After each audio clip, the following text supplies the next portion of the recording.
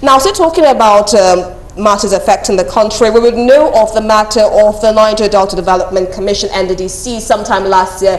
It was a cause of, it's quite alarming when things that are serious now become quite taken as a joke or laughable.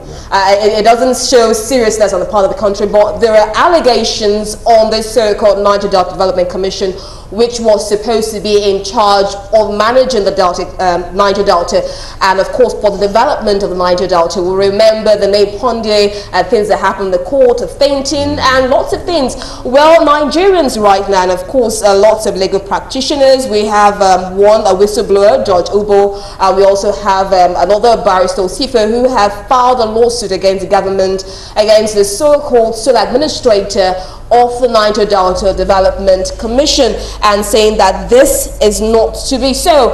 And of course, join us live on this program is George Ubo, who will also be discussing with us on the issue of the sole administration of the NDDC. So George Ubo, if you can hear me clearly, you're welcome to the show.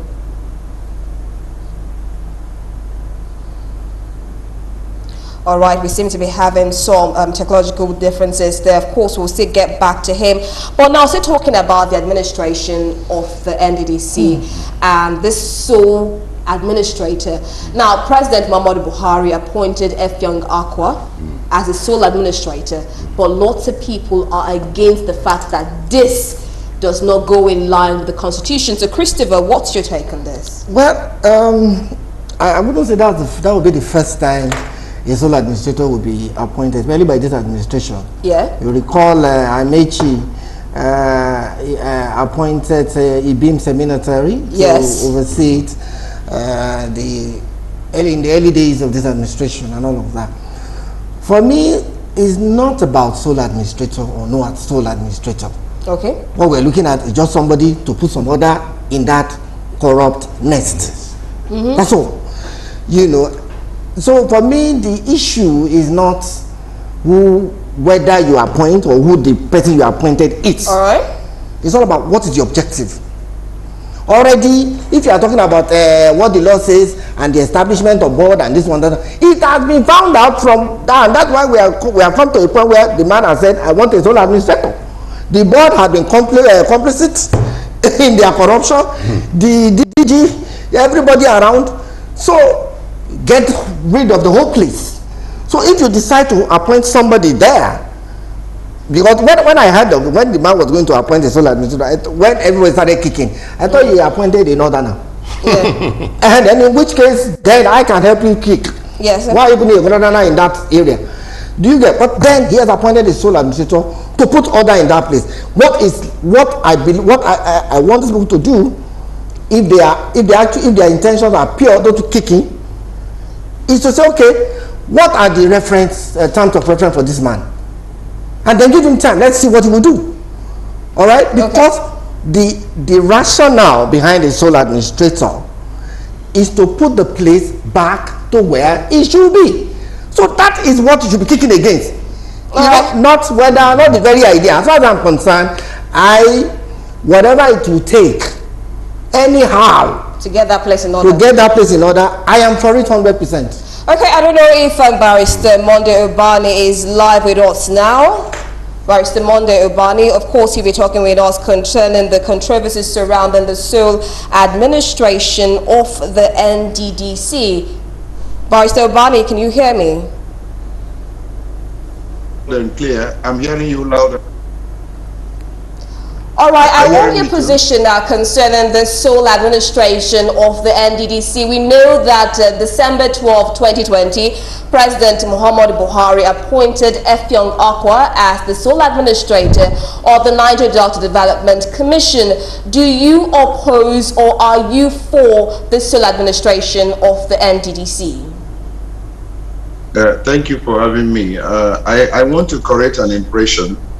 The person that is appointed is an interim administrator, not a sole administrator. I think it's interim because there was a lawsuit that was instituted against the interim management committee that was headed by Professor Ponde, and the court granted that particular order restraining the interim administrators or interim management committee from carrying out the responsibility until a formal board is put in place.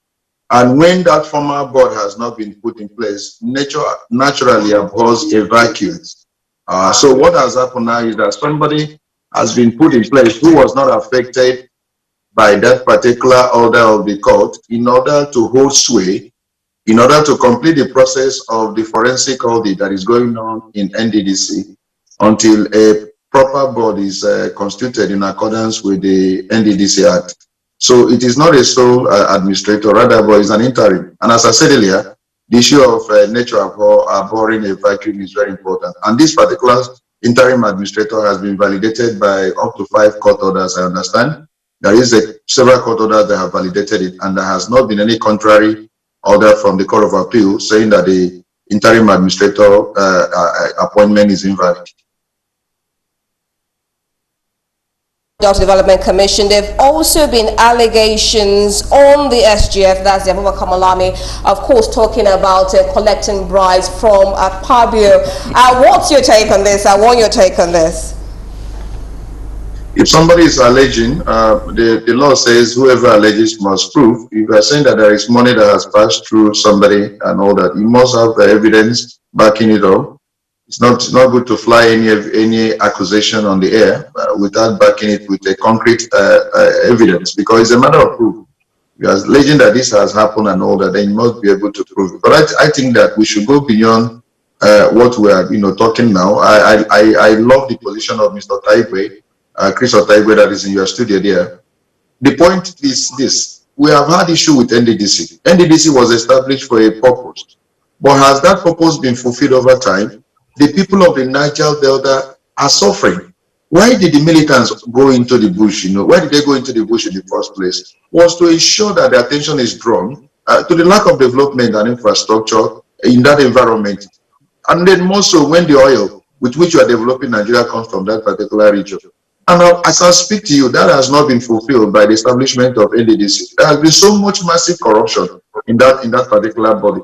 And now somebody has come in order to ensure that things are done properly. There must be a forensic audit. People must be held accountable for all the billions of naira that have been wasted on NDDC. People squander that money and then they want to go their way with it. So there has been this audit that is going on, which everyone that is involved in that is trying to kick against. And that's why you see all these people being coming from every angle in order to fight that issue of establishing that forensic audit report. So that is actually what is going on. But it's important also from now onwards that NDDC must be made to fulfill the real purpose why it was established for the South people, to develop that basic region, because they are actually the people that lay the golden egg, and they must be compensated. There are areas that are no lights, there are areas that are no roads, there are areas that are no schools in a region that have produced several billions of dollars for the development of Nigeria, but the region is not developed, and people are not looking at those issues. Somebody has come now to put the place in order. Now the headquarters have been established.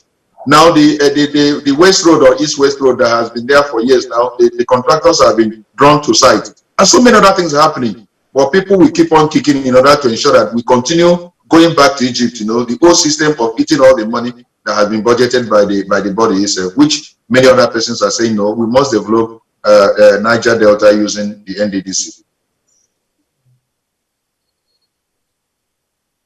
The full purpose of what this commission has been built on be fulfilled. Thank you very much, Monday Obani, for joining us on the show. My pleasure always.